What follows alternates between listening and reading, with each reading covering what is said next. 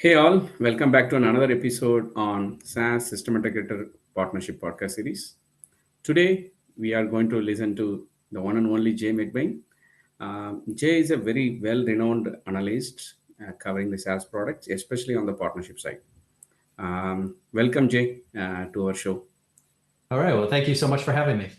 Hey, thanks a lot. It's our pleasure having you, and thanks for your time. So Jay, I think I made a very 5 second introduction, but why shouldn't you tell a little bit more about yourself to our audience, Jay? Yeah, sure. I've spent 30 years now in channels. I happen to be a channel chief for IBM and Lenovo. I moved on into the managed services industry for a little bit, built my own channel software tech company for 7 years. And then I spent the last 7 years as an analyst, waking up every day, thinking about the system and the structure and everything beneath the 73.2% of the tech industry that goes to, through, and with partners. Wow, fantastic! Always happy to meet an entrepreneur, Jay. Happy to meet you. So a little bit background about Canalys so that the audience will have an idea of the company, what you operate, and the kind of work you do, Jay. Yeah, sir. We are a research and analyst firm specialized on channels. Canalis is Latin for channels. So we look at partnerships, we look at alliances, we look at ecosystems. Similar business to, say, a Gartner, Forrester, IDC type, except for we've got a very specific focus area in looking at the world that goes indirect. Oh, fantastic, Jay. No, I think you already introduced in terms of day in day out. You think about partnership and SaaS. So this podcast is going to hover around how the SaaS companies are looking at partnership, and within that, we are going to look at why the system integrator partnership is important for a SaaS company. So the first question is, you know the SaaS product categories are mushrooming, right? I think each and every small area which we can think of, is getting into the SaaS. So as an analyst, how many categories you're able to think of especially the B2B SaaS, Jay? Yeah, sure. Just so by the numbers, in 2025, the SaaS industry will do $420 billion globally, US dollars globally. That is out of 5.4 trillion that businesses and governments will spend on tech and telco. So just slightly less than 10%. But obviously a industry that's growing between 20 and 30% compounded now for many, many years. So if you look at the number of companies, there's pretty close to 250,000 SaaS companies inside that number. And if you were to go to a rating site like a G2 Crowd, they would have 2,262 categories of SaaS. So, trying to be an expert in all those places is almost impossible. And that's why today your average customer, as they're thinking about building a 7-layer stack to solve, for particular outcomes, may have upwards of 7 partners that they trust that can bring all that together, do the consulting, the design work, the architecture, be able to provision, implement, integrate, and then even manage, that environment. So it's becoming more and more complex, in terms of how to build this. And obviously customers are looking at this as a team sport in terms of building building the skills around them. No, absolutely, Jay. I think you touched upon the 7 layers, right, and even 7 different partner types. So, why the partnership is important for a SaaS company? I think whether they are built in US or they built anywhere else, right? Could you tell some very broad level of why the partnership is important, especially the enterprise grade SaaS products? A lot of SaaS companies have confusion. A lot of companies overall have confusion because, channels is short for channels of distribution. And when we think of channels of distribution, we think of a bunch of cash registers. It's like a franchise system. If you Right. or I were to start a company selling donuts, coffee, or hamburgers, there'd get to a point in time where we perfected the product and everybody loved it. And the only way to get to our target addressable market size was to build a little coffee shop or build a restaurant on every street corner in every town in the world. That's how McDonald's and that's how Starbucks and that's how, Correct. big companies think about the problem. Well, in SaaS, 80 to 90% of it is never resold. So it's one of the outliers in the entire tech industry. I mentioned 73% of all hardware, software, services in the $5 trillion industry get sold kind of to through delivered by partners. SaaS was always an industry, whether it was product-led growth, whether it was direct, whether it was marketplace today. It was always a product that was global by nature, digital by nature, that didn't need distribution or two-tier selling, to be successful in 80 or 90% of the cases.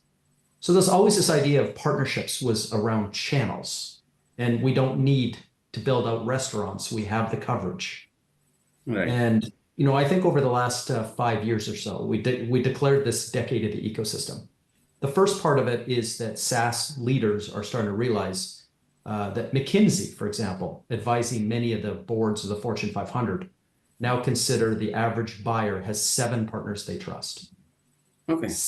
Six or 7 of those trusted partners will never collect the money. They're not cash registers, but they're highly influential. The average SaaS buyer will go through 28 measurable, definable moments before making a decision. It might start with ebooks or white papers, listening to a podcast like this, going to an event at your local chamber of commerce.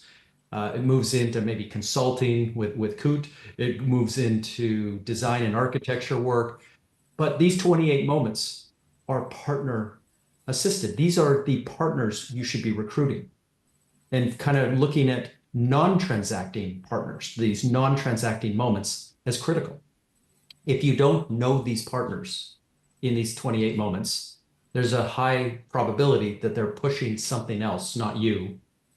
And it's going to create undue friction in the process, the marketing and selling process. But it doesn't stop there.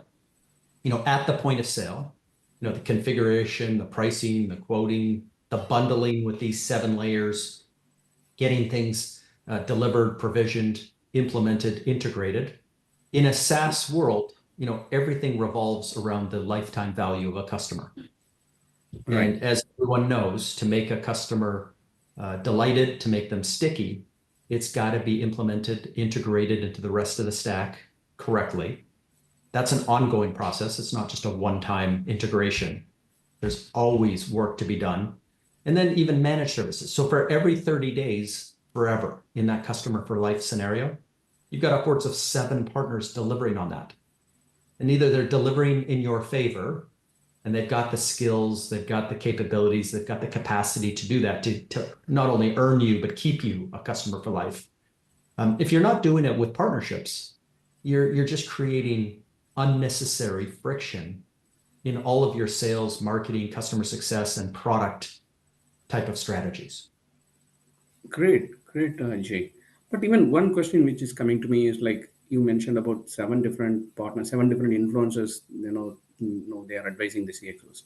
So even if I go with one kind of partner, does it guarantee a sale for me? Like for example, I'm an enterprise sales and I'm choosing a system integrator partner, right? Mhm. How much of an influence a system integrator partner will have on an enterprise sales, right? I think could you throw some lights? Yeah, I mean, system integrators, and over my shoulder, there's 20 different partner types. There are global system integrators that will show up in almost every enterprise, Fortune 500, Fortune 1000 deal. 1 or more of the 7 people will be from a Accenture, Deloitte, Capgemini, KPMG, Wipro, all the way down the list of the top 20.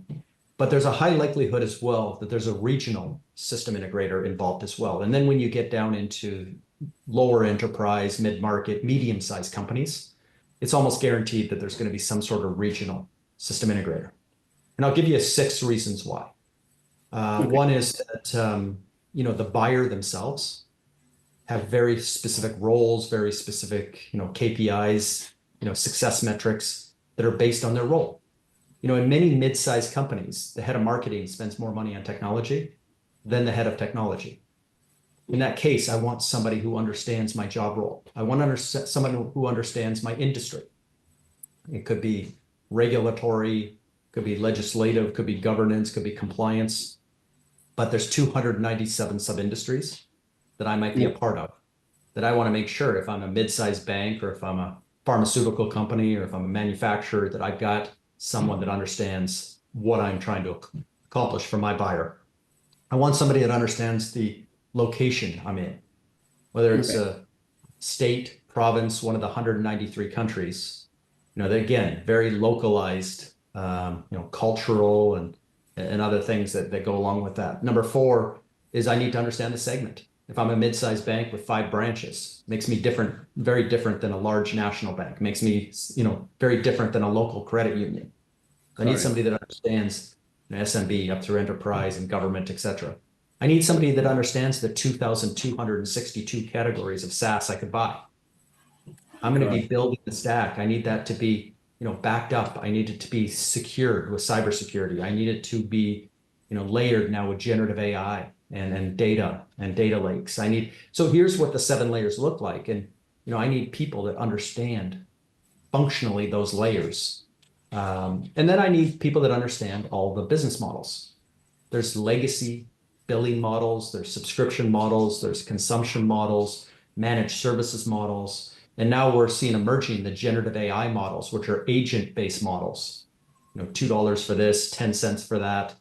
So it's all going to be kind of driven in marketplaces, but it's just a new level of complexity around consumption that, again, as a buyer in a mid-sized bank, I may not understand. So there's 6 reasons why I need a system integrator or more around my table and trusted.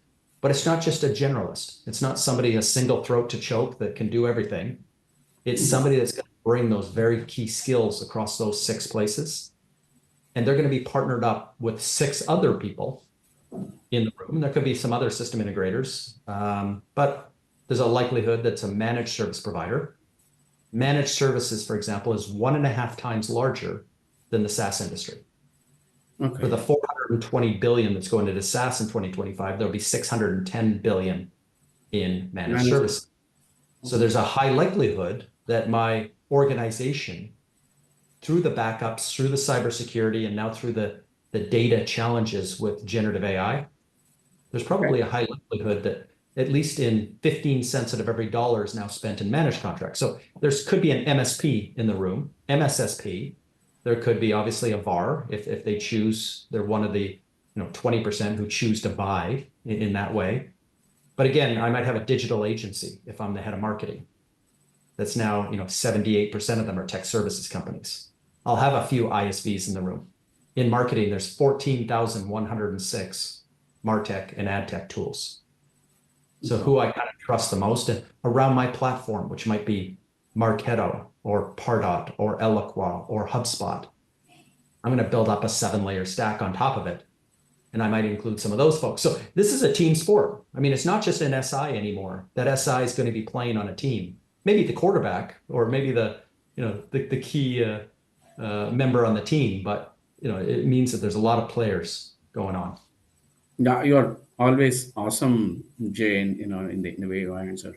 But still, I'm a SaaS founder, right? And say that, hey, anyway, enterprise sales is a complicated sales process, right? Yeah. How much I can depend upon, yeah, a system integrator or even any partner, and what kind of role I need to play, right? Is it completely, do I expect them to do the heavy lifting and doing the sales? Where the kind of the pattern shifting happens, Jay? Yeah. So the interesting thing is, you're a SaaS founder and you're in one of the 2,262 categories. From your very first day of writing your business plan, of getting into, kind of thinking about an outcome or a disruption in the industry, and you're an entrepreneur and you think you've got a big idea. The fact of the matter is, before you put one line of code, or generative AI now creates one line of code for you, you're already in an ecosystem. Right. You're going to be building on top of AWS, Microsoft, or Google. You're going to be part or competing for part of the 7-layer stack. No entrepreneur starts their business head on with Microsoft or head on with Salesforce. I got, 5 people in a garage and I'm going to go defeat Microsoft. What you do though is you go compete for the seventh layer of that Microsoft deal, and then kind of try to compete to become number six, number five, number four, work your way down. Maybe one day you will be competing with Microsoft, but that's not coming any day soon. So you Right. start your role as a partner. You are an ISV for Microsoft or for AWS. You're also an ISV perhaps for one of the SaaS platforms in front of your buyer.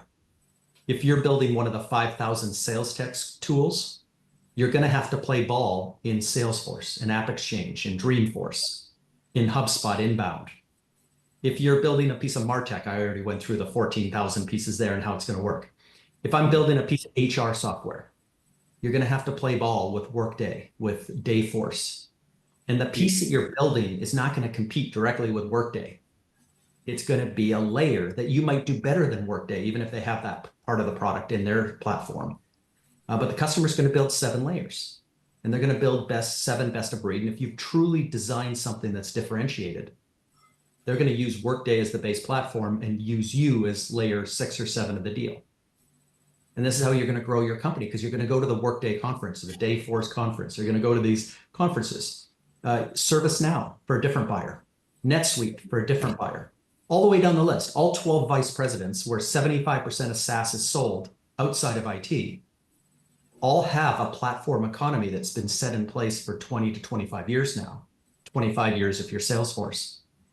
And you're going to participate in that from day one. So you've got the hyperscalers, you've got the big SaaS platforms, you're already in an ecosystem. And the fact of the matter is, no, you're not looking for cash registers. You always hear as a SaaS founder, you've got to get product fit, and you've got to get a sales and marketing model that's repeatable, reliable, and scalable. Those are the 2 elements of where you can go and earn investment from private equity. That's where you can start to build upon. If you don't have product fit, there's no partnering that's going to help you. Got it. Your product has to work. It has to delight, a certain set of customers that you're targeting, and they've got to renew and delightfully renew, your product. That's absolutely critical. And the companies that don't ever get product fit, you don't have a cup of coffee or a donut that people like. It doesn't matter how many restaurants you have. The next thing is sales and marketing. You can't just rely on partnerships from day one. Got it. I mean, you're going to have usually you as the founder making sales calls all day long, closing business, doing sales demos. Like, you've got to pull up your sleeves and go get a system that works. When we go to events in our industry and we do this and we give away a pair of socks, I dress up in a gorilla outfit. I sit on the board of the association. I do podcasts like this one. Here are the 5 things we do to earn enough MQLs to, convert them to SQLs. And every event we go to turns into one new company. When you go and say, I need to scale this, I've got a sales and marketing engine that I understand. I know what my customers read. I know where they go. I know who they follow. I'm surrounding them in terms of their points of influence. And if I had $1 million, if I had $10 million, if I had $100 million, oh boy, would we do a lot of surrounding.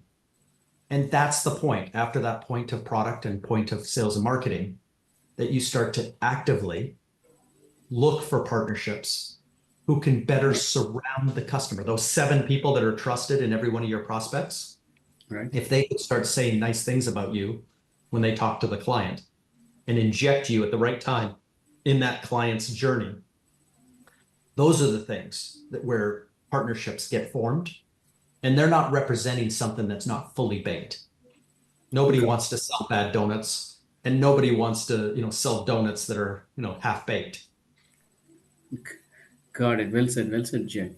Jay, but again, the same question from a different aspect. See, whatever you said of the product market fit and other things is very much achievable for a SME and a mid market. But assuming I am doing something on the enterprise grade, right, and I have limited resources, right? I think so. How can the startup guy can go about and cracking it? Because you are still talking about 28 people who are making the decisions, and even the partnership also, there are 7 layers. It's Yep. too overwhelming for a startup, right? I think in your experience, I'm sure there are many people who have cracked it, but what's the secret sauce they have in terms of cracking such an overwhelming task? Yeah, the interesting thing about enterprise, and most people don't know this, but an enterprise is just a collection of SMBs. Everybody thinks of a big bank or they think of a big airline, they think of a big government as this top-down, lockdown environment. And what it Okay. ends up being is thousands upon tens of thousands of directors, senior directors, vice presidents, well below the C-suite that are trying to drive better outcomes, better efficiency, better effectiveness in their departments. And they're looking to build, and this is where SaaS grew up in this, what was shadow IT and rogue IT. It's now in fashion. Those words aren't really used anymore. But suffice it to say, 75% of SaaS is sold into these business leaders, not at a senior vice president, not at the C-suite. The Okay. CMO sit down every day, spending every moment of the day, figuring out what little tool over here they're going to use for this out of the Got it. 14,000 options. You hire good directors and senior directors that say, and give them a little bit of empowerment. And Okay. so in enterprise, this idea, and there's a magic price point around the world of 30,000 US dollars. Okay. That's about the amount of money that a director or senior director would have to run a pilot to solve a very particular problem.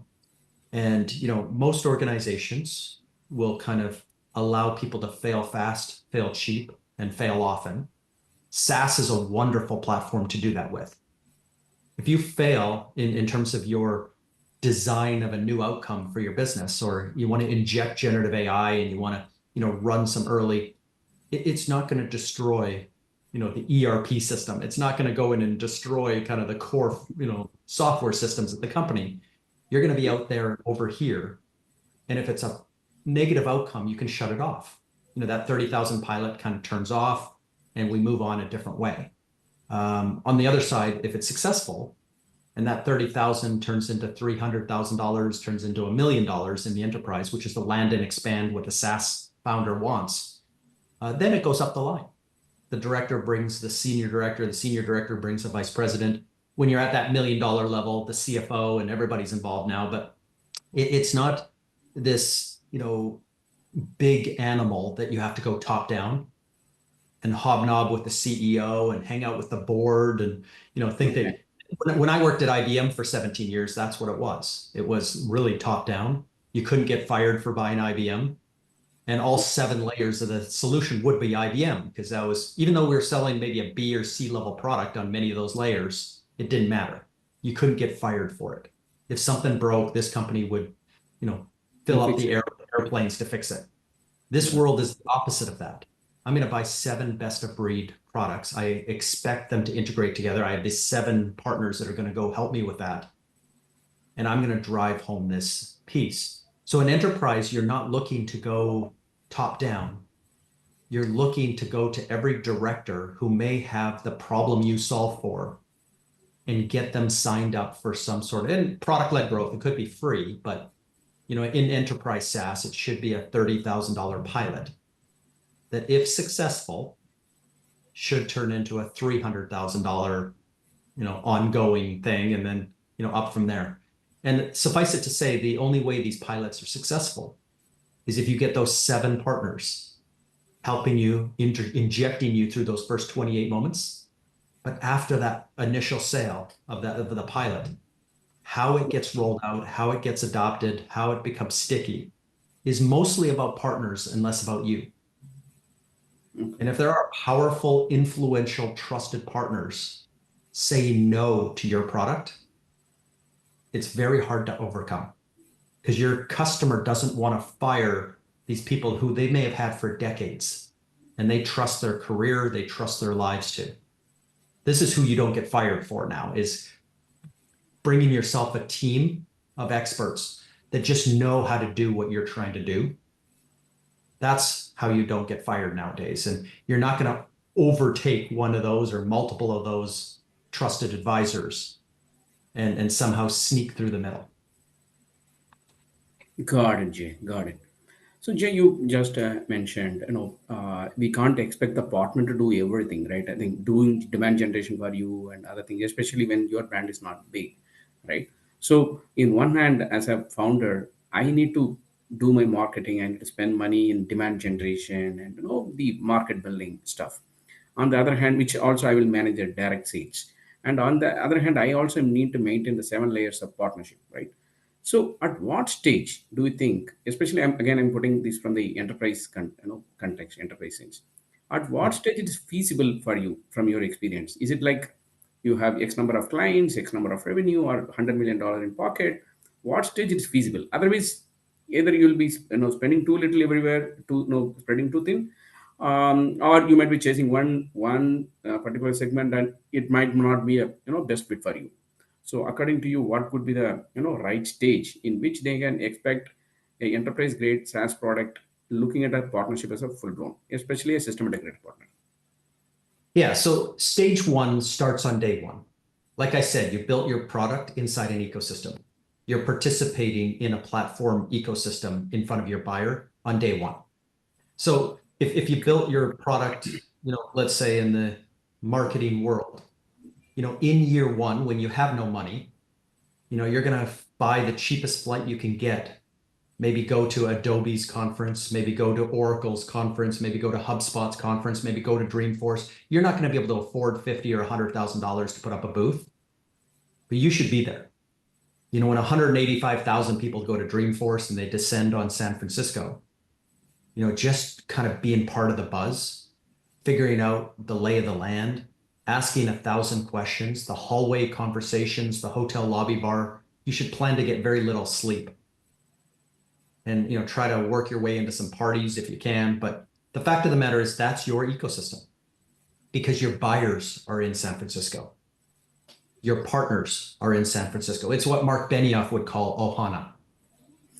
Every dollar of Salesforce, for example, triggers $6.19 of market opportunity for services partners and SaaS partners, ISVs.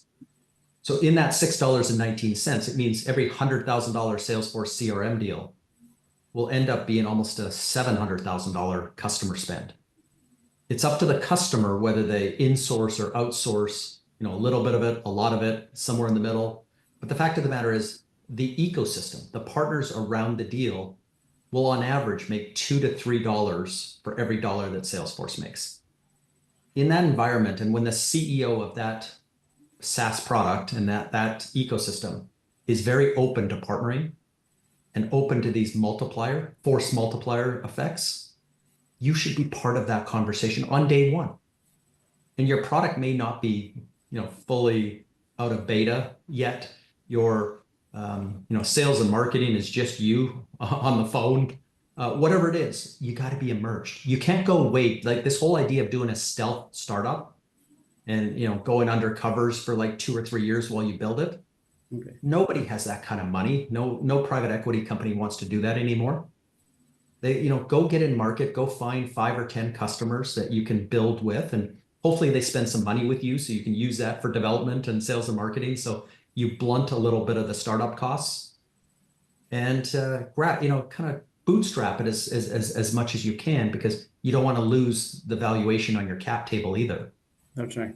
You pull in $1 million before you have $1 million in revenue. Holy smokes, you don't own the company anymore. So what you're trying to do is book these cheap flights and do all the work, the hard work necessary from day one. The stage that you mentioned, though, is after product fit, that your customers are delighted and do return, and sales and marketing that I just know that works. I know what my customers read. I know where they go. I know who they follow. I know how to go effectively spend money to convert MQLs into SQLs and build a pipeline. Once those two things happen is the point of scale. Now I can go find, the 7 partners that surround my customer. I want to ask kind of 3 questions. So this is work that, a founder should be doing. Probably your TAM, your addressable market. This is how many billions of dollars that my customer ends up spending on SaaS. Now, the SAM is more important than that because I'm not competing for every layer of that SaaS. And my serviceable available market is a subsection of my TAM broken down by, the product I sell and how I sell it, where I sell it, how franchised I am and stuff like that. It kind of, I might be in the $90 billion cybersecurity market, but I'm over here in observability, or I'm in a 10 billion part of that, and I'm actually executing this many billions of dollars of TAM. The available market and the obtainable markets, though, you should be absolutely obsessed over. If 20% of it's resold, I don't want to let that business go. So over time, I'm going to start to think about having maybe the distributor relationships overseas in Europe and Asia Pacific that I need to get to that market, make sure that I'm reducing friction at the point of sale. But it's not about the selling more than it is the co-marketing, the co-innovation, the co-development, the co-keeping, and co-selling. So all the co's are more important than the resell conversation in SaaS. And that's the type of thing you start scaling after that moment of product fit. And I'm trying to get to more and more and more of the 7 people that surround every one of my dollars of my TAM, to get them aware of what we're doing, get them knowledgeable, at least to the point of 30-second elevator pitch, so they can talk somewhat intelligently for 30 seconds about my product and how it fits with the customer. I want to build that preference where they'll mention me instead of somebody else. Later on, we'll get commitment that, there's going to be some sort of economic benefit between the two of us. We're better together. 1 + 1 = 3. And then you make it repeatable and you start to scale it. You start to ask, how can we go win 10 deals? How can we go win 100 deals together?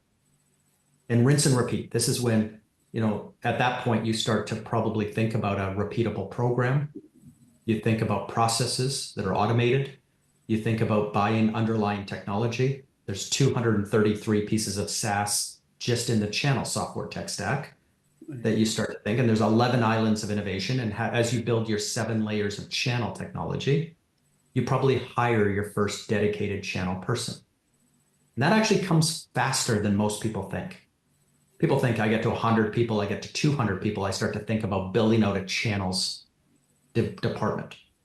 The fact is, with my first 5 salespeople I hire, one of them would be a community manager. Okay. What customers read, where they go. Those are critically important. The podcasts they listen to, the events they go to, the associations they're in, the subreddits they're in, the 14 spheres of influence. SaaS founders don't hire there fast enough to get into the conversation, into the back rooms, into the places that are the most influential. Getting on this podcast would be a key win for a founder, and they don't have that resource. And then a resource I would hire maybe 6 months after that would be a channel leader, not to go franchise our McDonald's locations, but to go build out and do the work necessary at Dreamforce or at Marketo or at NetSuite, wherever I am as a company. Do the work necessary to start thinking about the 7 people.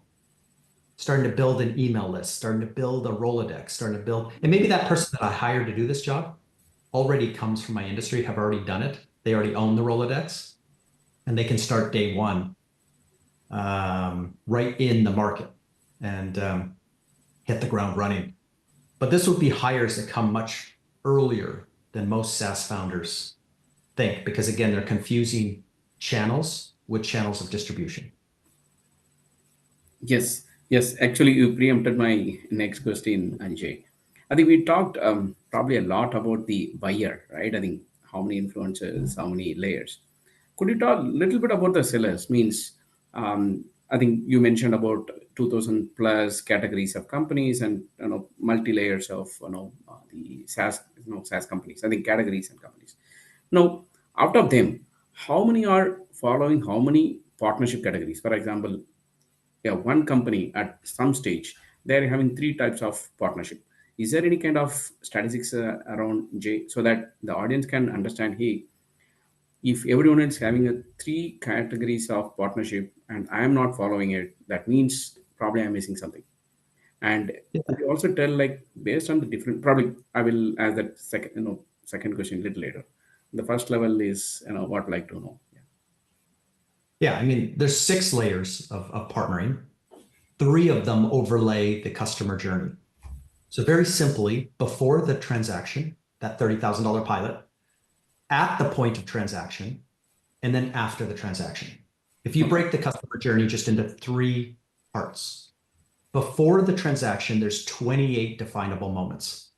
When you or I go and buy a car in our personal life, when you or I go and buy, a piece of software, the new buyer, which by the way, by the end of this year is now majority millennial in the SaaS industry, the 420 billion, the majority buyer is now born after 1982, digital first, digital only, subscription friendly, marketplace friendly, but their criteria change to be integration first. So in this first 28 moments, as this person's getting really smart, how can I intercept? First of all, how can I see that buyer intent?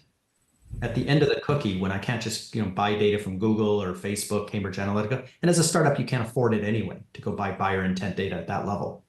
How do I partner to find that intent?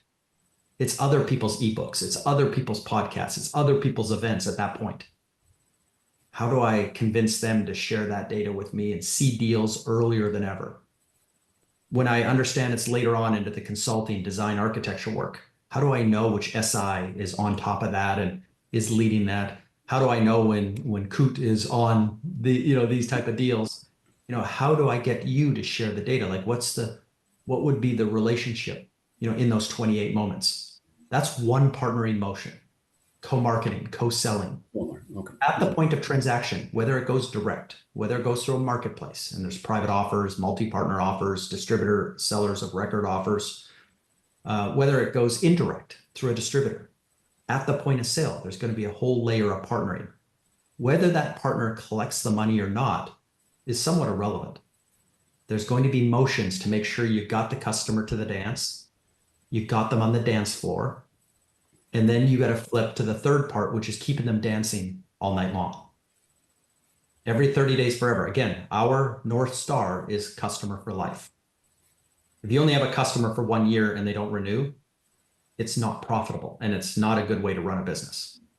You want a customer when they sign on and when they start using your product, they can't live without it.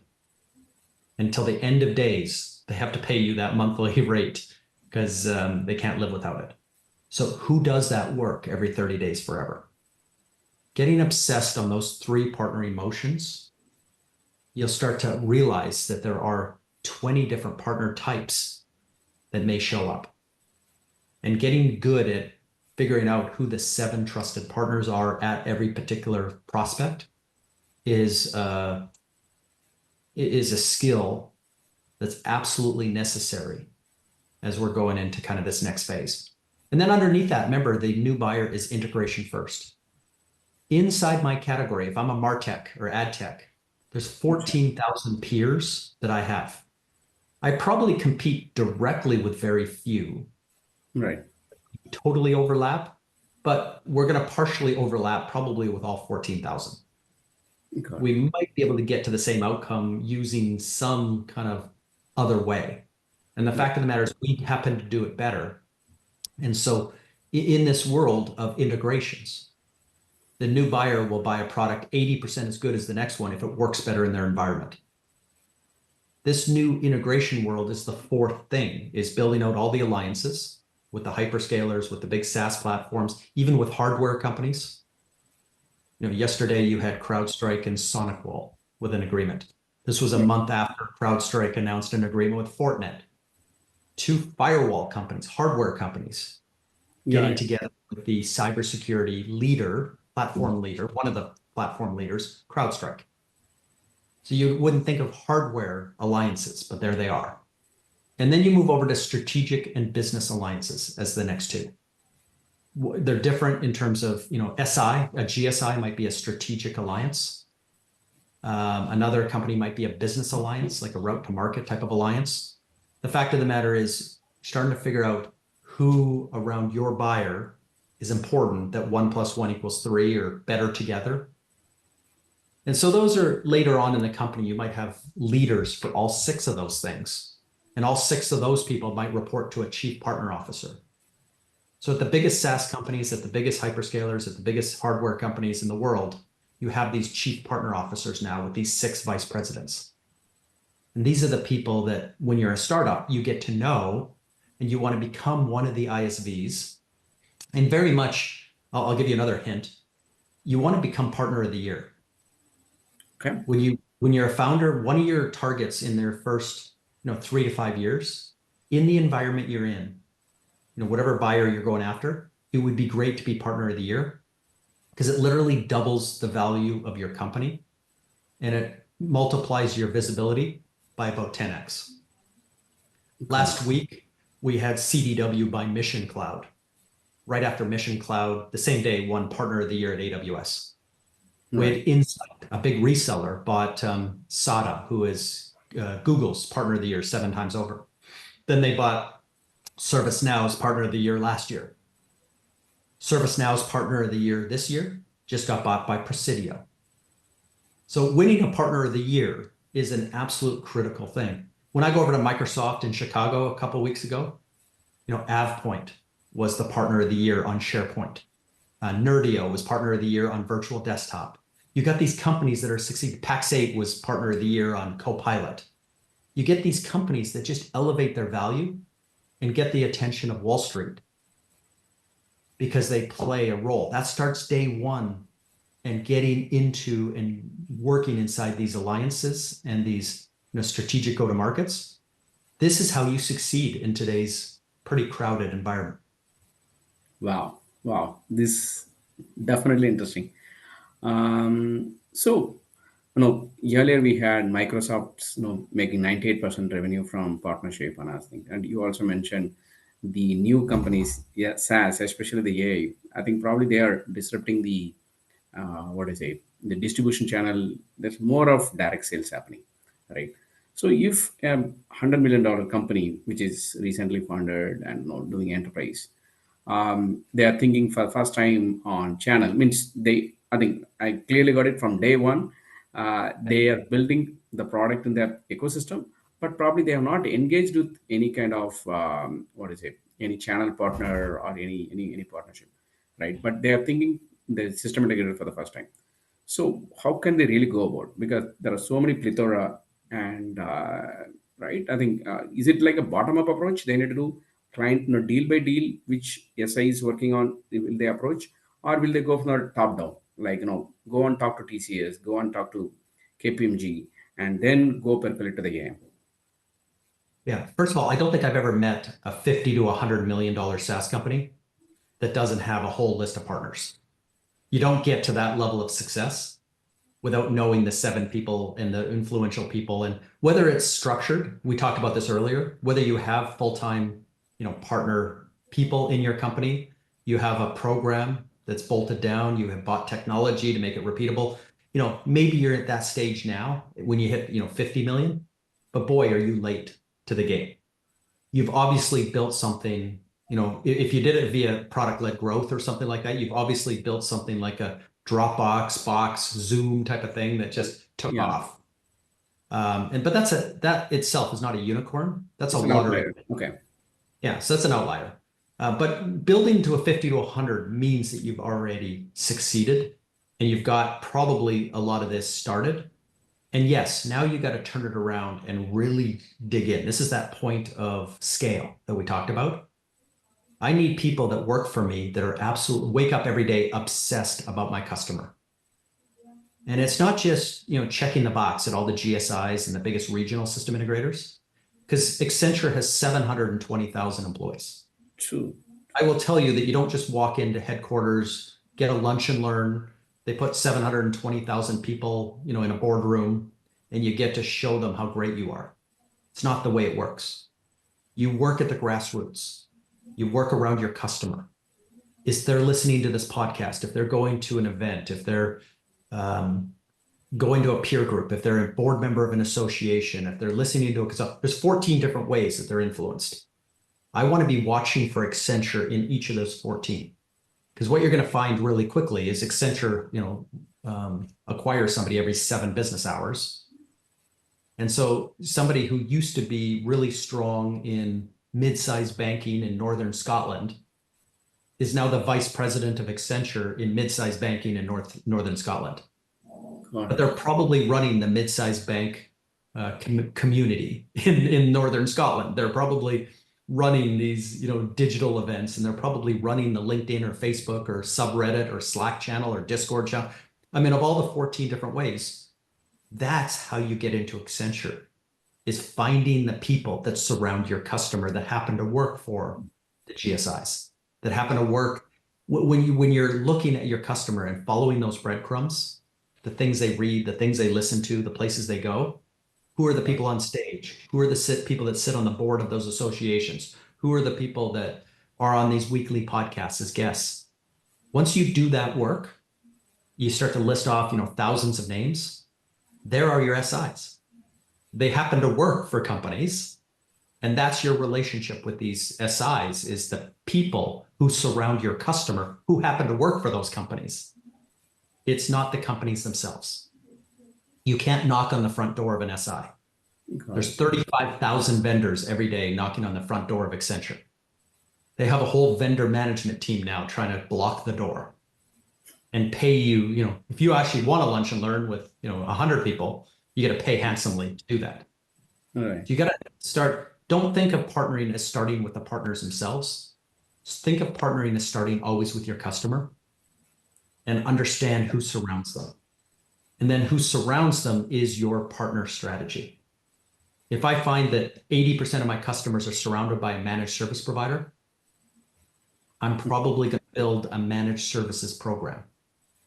If I find that 80% of them have a GSI in the room and I'm selling into large enterprise, I'm going to have a GSI program and work through the people back into those companies.